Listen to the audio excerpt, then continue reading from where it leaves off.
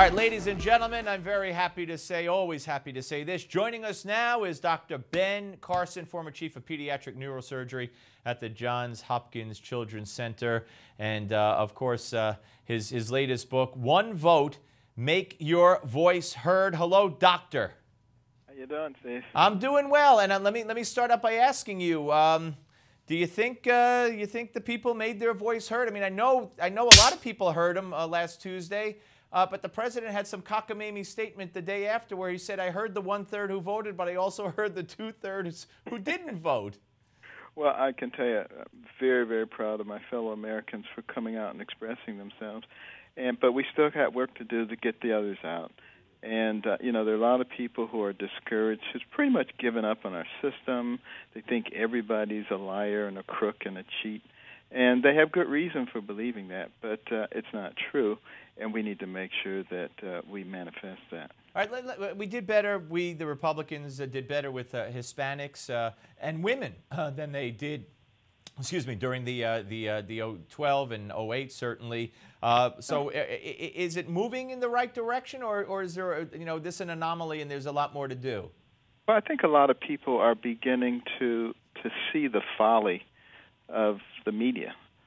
The media likes to distort things and to manipulate people. And the assumption is that people are stupid, as the revelations that came out this week. Jonathan Gruber, yeah. Jonathan Gruber. Yeah. I mean, the assumption is that people can be easily manipulated and controlled. And I believe that maybe that may have been the case, but I believe they're waking up in droves. What does that say when Jonathan Gruber, just for folks who don't know, and we played these sound bites earlier, Jonathan Gruber, MIT economist, or the architect of Obamacare, caught on tape, not once but several times, saying that we had to be dishonest. Well, what he said was we couldn't be transparent in drafting Obamacare and tell the voters the truth. The voters are stupid, blah, blah, blah. I'm paraphrasing here. When we hear something like that from the architect of Obamacare, we know Obama lied to us by saying you like your doctor, you could keep it, you like your insurance, you could keep it. And now we see that it was a plot, if you will, to be not transparent and to fool the public. How could people be anything but skeptical? Yeah, well, unfortunately, people like Gruber and many people in the administrations have been encouraged to carry out these shenanigans because they don't see any consequences when they do something. When something like Benghazi happens, and it's obvious that there's cover-up going on, and they just say, oh, no, it's all okay. And, all the computers crashing with the IRS, well, it's okay. No, don't be paranoid. I mean, I think people are just not quite that gullible, and it's good. But Republicans have a real task on their hand right now. They've inherited a significant mantle of leadership. What are they going to do with it? Yeah, well, that's a good question. They have to do something with it now. And this is a wonderful opportunity, I think, to make some inroads into many of the groups that traditionally have voted Democrat, who've now been shown that, they're just being played and they're just being cultivated for their votes.